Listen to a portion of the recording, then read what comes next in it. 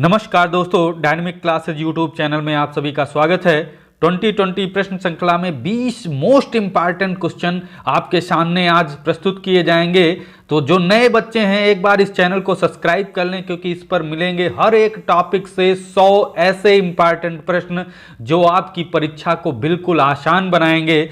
तो प्यारे बच्चों, आज के प्रश्न बहुत ही महत्वपूर्ण हैं। राजस्थानी शैली से ये प्रश्न आपके सामने प्रस्तुत किए जाएंगे। तो प्यारे बच्चों, आज का पहला प्रश्न आपके स्क्रीन पर है। चलते हैं, देखते हैं पहला प्रश्न आज का क्या है। पटचित्र किस शैली में अधिक बने थे? तो प्यारे बच्चों, यहाँ पर ऑप्शन देखते हैं। पटचित्र किस शैली में अधिक बने थे? तो बूंदी शैली, मेवाड़ शैली, अलवर शैली, नाथ द्वारा शैली। तो सभी बच्चों को पता है पटचित्र नाथ द्वारा शैली में सर्वाधिक बने हैं। सबसे अधिक चित्रों के लिए नाथ द्वारा शैली फेमस है। तो यहां पर ऑप्शन हमारा सही होगा, नाथ द्वारा शैली। डी ऑप्शन बिल्कुल करेक्ट है। अब नाथ द्वारा शैली आ गया है तो यहां पर एक चीज और आप लोगों को ध्यान रखना है। नाथ द्वारा शैली पिछवाई कला के लिए भी प्रसिद्ध है। कि पिछवाई कला के लिए कौन सी शैली प्रसिद्ध है? तो नाथ द्वारा शैली प्रसिद्ध है। प्यारे बच्चों, आज का पहला प्रश्न हो गया है। चलते हैं नेक्स्ट क्वेश्चन पर। आज का दूसरा प्रश्न 22 नंबर। बनी ठनी चित्र किससे संबंधित है? बनी ठनी चित्र किससे संबंधित है, यानी किस शैली से पूछ रहा है? तो यहां पर ऑप्शन देखते हैं।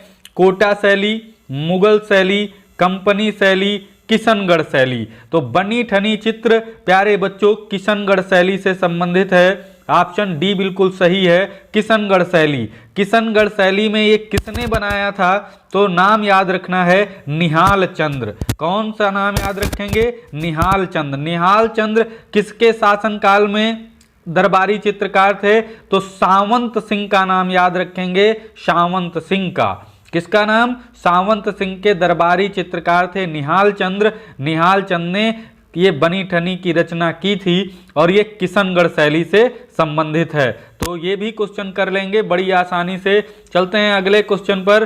पिछवाई लोक चित्र कहाँ से संबंधित है? पिछवाई लोक चित्र कहाँ से संबंधित है? प्यारे बच्चों ध्यान रखना, अभी हमने बताया था पिछवाई कला के लिए। तो ऑप्शन देखते हैं। गुजरात, राजस्थान, बिहार, कर्नाटक। यहां बहुत बच्चे ढूंढेंगे किसको? यहां पर नाथ द्वारा शैली बच्चे ढूंढेंगे, लेकिन ये नाथ द्वारा शैली है कहां? उस स्थान का नाम आपको इसमें बताना है। नाथ द्वारा शैली इसमें नहीं मिलेगा। इसमें नाथ द्वारा शैली जिस स्थान पर है वो मिलेगा। तो बहुत बच्चे कहेंगे ये क्वेश्चन गलत है। क्वेश्चन गलत नहीं है। पिछवाई लोक चित्र कहाँ से संबंधित है? तो ये राज्य पूछ रहा है, राज्य का नाम बताना है। तो नाथ द्वारा शैली कहाँ है? राजस्थान में है। तो ऑप्शन प्यारे बच्चों यहाँ पर हमारा क्या होगा? राजस्थान। बी ऑप्शन बिल्कुल करेक्ट है। राजस्थान में नाथ द्वारा शैली है, तो वहीं से ये प्रसिद्ध है। नाथ द्वारा कहाँ है? राजसमंद जिले में। राजस्थान के राजसमंद जिले में है। तो ये राजस्थान बिल्कुल करेक्ट आंसर होगा। किसी भी प्रकार का कोई डाउट नहीं रहेगा आज के क्वेश्चनों में। बिल्कुल अच्छी तरीके से क्वेश्चनों को कर पाएंगे। चलते हैं अगला क्वेश्चन। 24 नंबर क्वेश्चन है। राजा उम्मेद सिंह ने किस शैली को मौलिकता प्रदान की थी? वही राजा हैं जो कला प्रेमी थे, शिकारी थे, वीर थे, और इन्होंने एक शैली को क्या प्रदान किया था? मौलिकता प्रदान की थी। तो ऑप्शन देखते हैं। मेवाड़ शैली, अरवल शैली, अलवर शैली और कोटा शैली, किशनगढ़ शैली। तो सभी बच्चे जानते हैं शिकार के लिए प्रसिद्ध शैली कौन सी है? कल हमने बताया था। ऑप्शन सी बिल्कुल करेक्ट है, कोटा शैली। कोटा शैली में शिकार के दृश्य चित्रों के लिए प्रसिद्धि है। ये चित्र याद रखना है, शिकार के दृश्य चित्र कहाँ के? वहीं कोटा शैली। और राजा उम्मेद सिंह वहीं के हैं। तो प्यारे बच्चों, मौलिकता प्रदान की थी कोटा शैली को। बिल्कुल करेक्ट आंसर आपका सी होगा। अगला क्वेश्चन देखते हैं। अच्छी तरीके से क्वेश्चनों को करेंगे, सावधानी से। हम पहले क्या पढ़ेंगे? विकल्प देख लेंगे। विकल्प देखने के बाद ही आंसर देना है। कभी कभी बच्चे क्या करते हैं, जल्दबाजी में क्वेश्चन पढ़ते हैं और जो पहला ऑप्शन दूसरा दिख जाता है उस पर टिक कर देते हैं। तो ऐसी गलती ना करें। सबसे पहले क्वेश्चन को अच्छी तरीके से, फिर उसके बाद उससे अच्छी तरीके से ऑप्शन को देख करके तब आंसर देना है। अगला क्वेश्चन, कोटा शैली के उत्कृष्ट भित्त चित्र कहाँ देखने को मिलते हैं? प्यारे बच्चों यहां भी ध्यान रखना है। देखिए उत्कृष्ट भित्त चित्र की बात कर रहा है। कोटा शैली के उत्कृष्ट भित्त चित्र कहाँ को मिलते हैं, देखने को मिलते हैं? ऑप्शन है आचार्य की हवेली, झाला जी की हवेली, सिटी पैलेस, माधव निवास में। अब यहां पर बच्चे थोड़ा कंफ्यूज होंगे क्योंकि सिटी पैलेस कोटा शैली में था, झाला जी की हवेली दो थे। सिटी पैलेस में भी भित्त चित्र मिलते हैं, झाला जी की हवेली में भित्त चित्र मिलते हैं, लेकिन सर्वाधिक चित्र यहां पर झाला जी की हवेली में मिलते हैं। तो ऑप्शन हमारा बी बिल्कुल करेक्ट होगा, झाला जी की हवेली। और ये झाला जी थे कौन, इनका पूरा नाम क्या था? तो ये कोटा के दीवान थे, कोटा शैली के दीवान थे। कोटा शैली ने कोटा राज्य के दीवान थे प्यारे बच्चों, जिनका पूरा नाम था जालिम झाला सिंह। ये बहुत बड़े कला प्रेमी थे।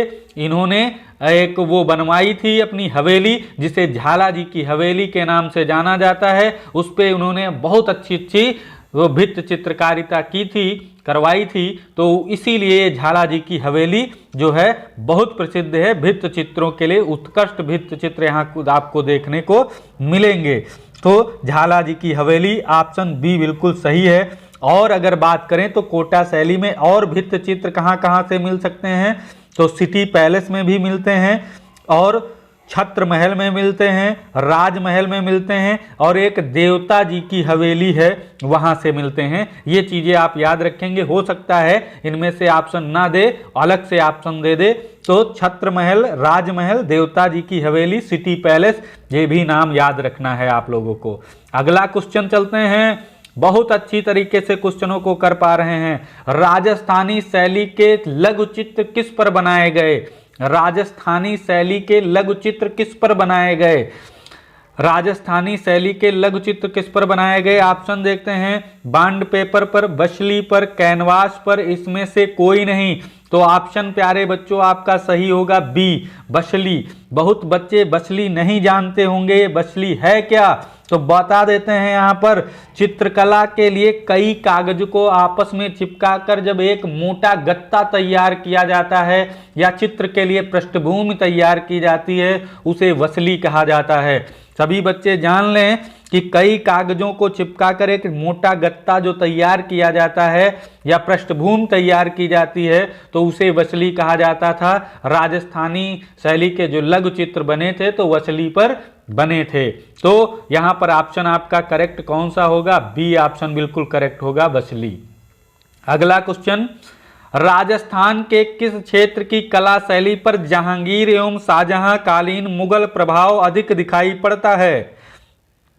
यहां पर ध्यान रखना है, मुगल शैली का प्रभाव किस शैली पर? सीधी सी बात आपको यहां पर ध्यान रखनी है। जहांगीर और शाहजहां ये मुगल काल के राजा हैं, तो इनकी किस शैली पर, मुगल शैली का प्रभाव किस शैली पर पड़ता है? ये कल चीज हमने बताई थी। फिर से ऑप्शन में आपको देखते हैं। कोटा शैली, किशनगढ़ शैली, उदय शैली, उदयपुर शैली और जयपुर शैली।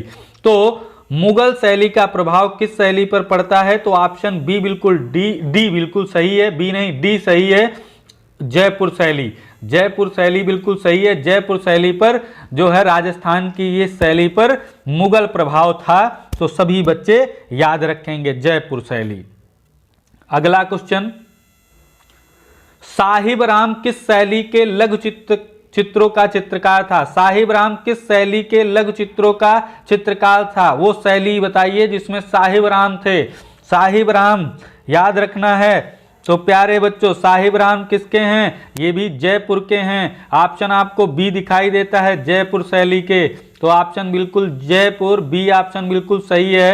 अन्य सारे ऑप्शन यहाँ पर गलत होंगे। जयपुर शैली के साहिब राम हैं। और साहिब राम आदम कद व्यक्ति चित्र बनाने में बहुत निपुण थे। ये भी चीज आपको याद रखना है। साहिब राम आदम कद व्यक्ति चित्र बनाने के लिए प्रसिद्ध था। और यहाँ पर एक लाल चितेरा नाम का भी चित्रकार था, जो पशु पक्षियों के लड़ाई के चित्र बनाने के लिए प्रसिद्ध था। यहाँ पर लाल चितेरा याद रखेंगे। लाल चितेरा पशु पक्षियों के लड़ाई के चित्र बनाया करता था। और यहाँ के अन्य एक और प्रसिद्ध चित्रकार हैं मोहम्मद शाह। तो ये 3 नाम आपको जयपुर से याद रखना है।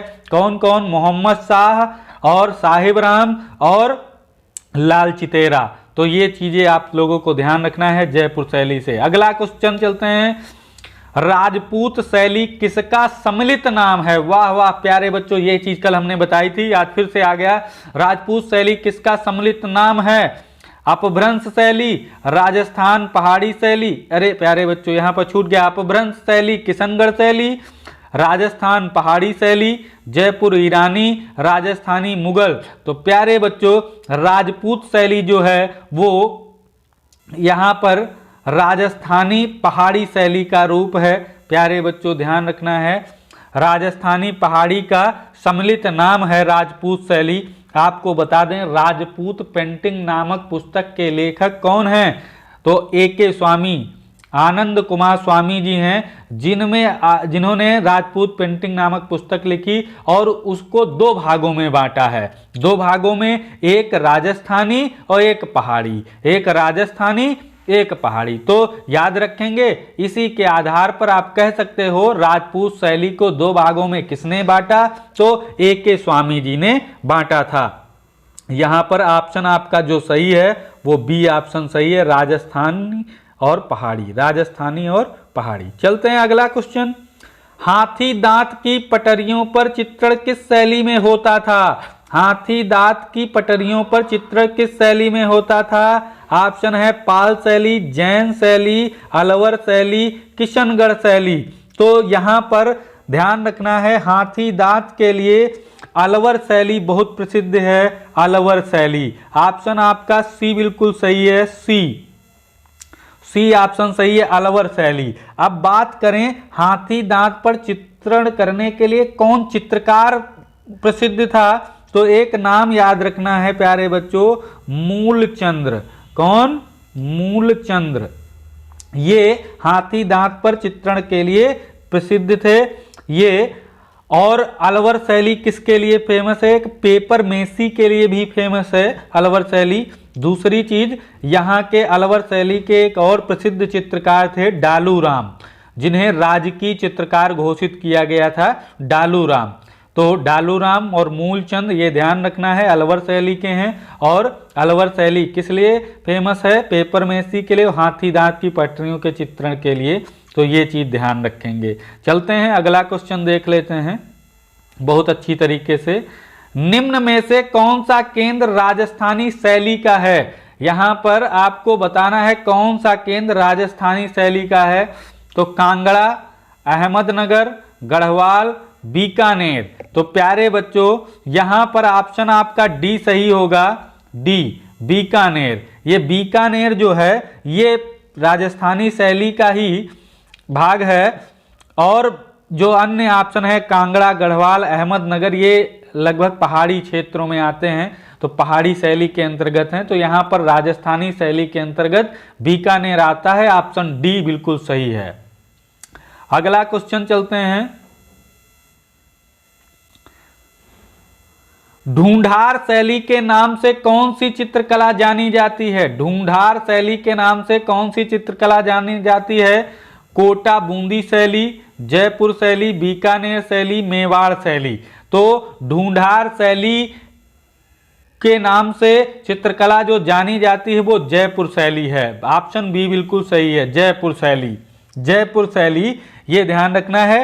ढूंढार शैली राजस्थान की एक मेन शैली है और उसके अंतर्गत जयपुर शैली, अलवर शैली, उनियारा शैली ये उप शैलियां आती हैं। 3 उप शैलियां ढूंढार शैली के अंतर्गत आती हैं, जयपुर, अलवर, उनियारा, जयपुर, अलवर, उनियारा। तो इसमें जयपुर शैली आता है। तो ऑप्शन आपका बिल्कुल करेक्ट होगा, जयपुर शैली। कोई दिक्कत नहीं होगी, ये ढूंढार शैली के नाम से प्रसिद्ध है। अगला क्वेश्चन चलते हैं, हाथी दांत पर चित्रकारी कौन सा कलाकार करता था? अभी कुछ सेकंड पहले हमने बताया है। बिल्कुल आंखें बंद करके मूलचंद, ये ऑप्शन ए में मिल जाता है।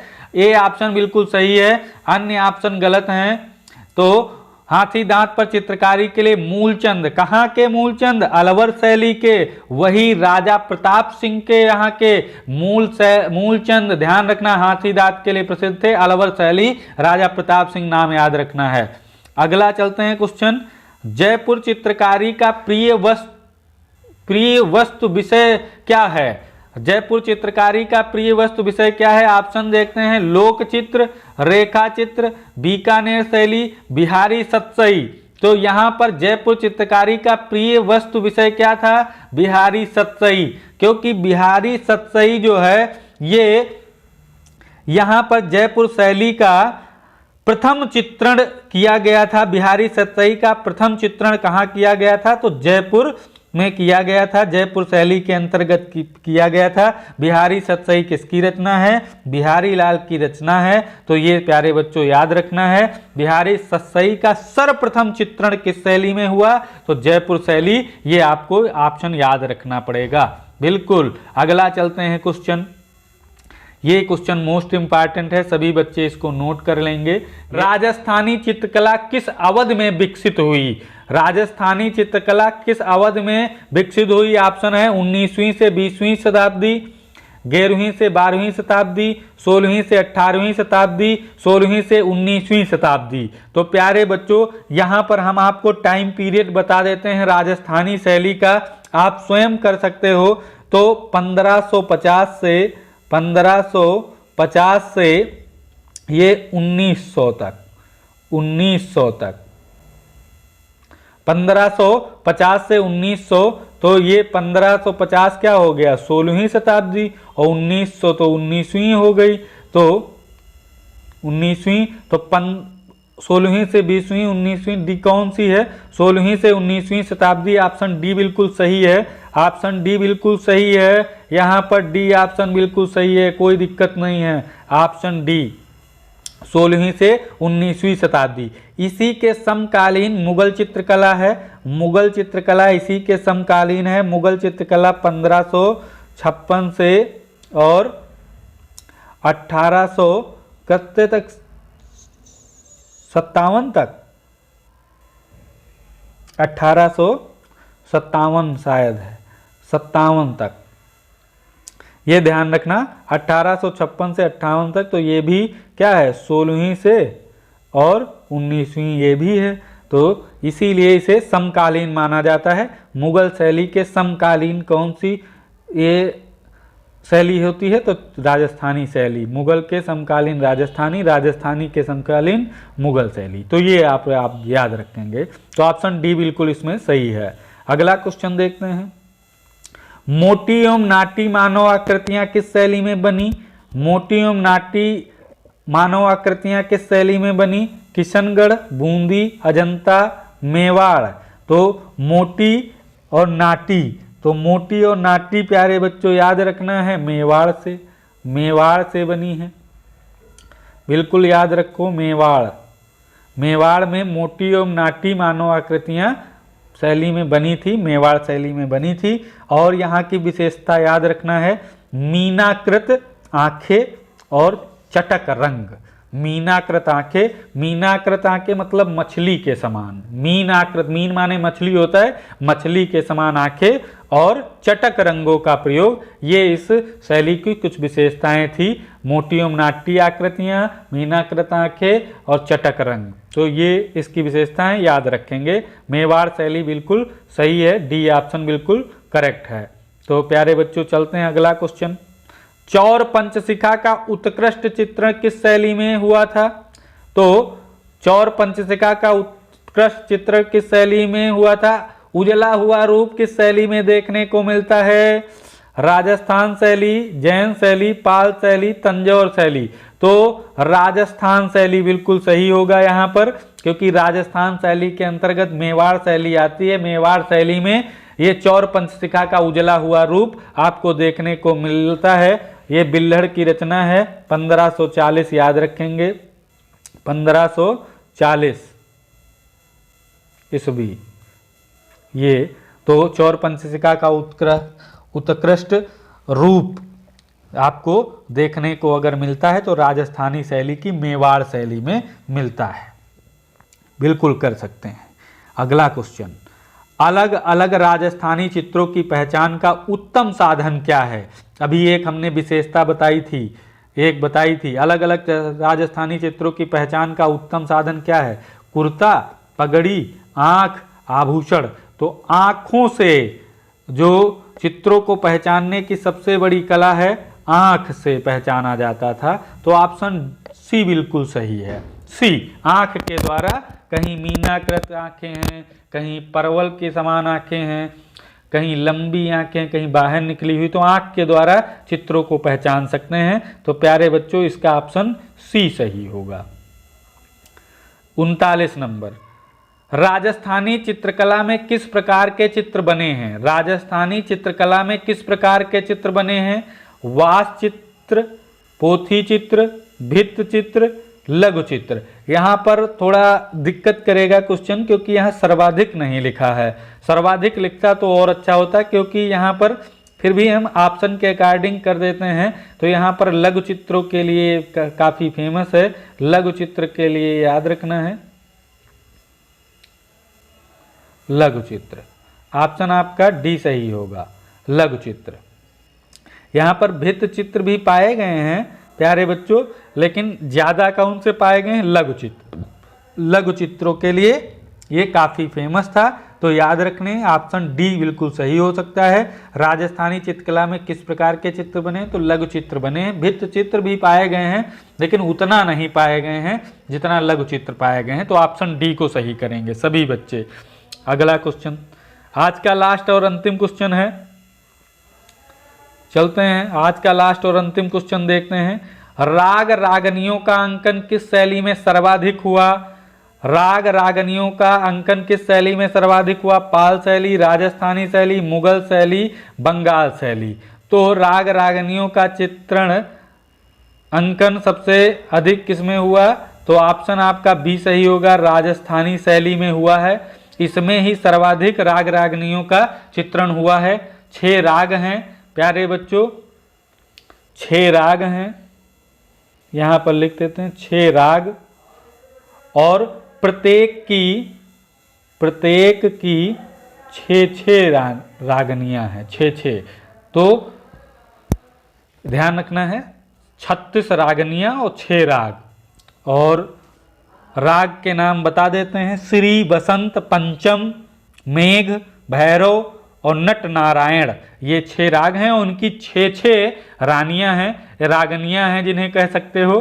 तो ये ऑप्शन आपका बिल्कुल सही बी ऑप्शन है, कोई प्रकार की दिक्कत नहीं है। बी ऑप्शन सही है, राजस्थानी शैली। तो दिक्कत किसी भी प्रकार की नहीं हुई। तो आज के 20 महत्वपूर्ण क्वेश्चन समाप्त होते हैं। प्यारे बच्चों, अगर आपको वीडियो अच्छा लगा करे तो लाइक करें, अपने दोस्तों के पास शेयर करें, जिससे आने वाली नोटिफिकेशन उनको भी मिल जाया करे। और हो सके तो अगर कोई जानकारी चाहते हैं तो आप कमेंट बॉक्स में पूछ सकते हैं। तो आज के वीडियो में इतना ही। कल फिर मिलेंगे आपको 20 ऐसे महत्वपूर्ण प्रश्न लेकर के। तब तक के लिए जय हिंद, जय भारत।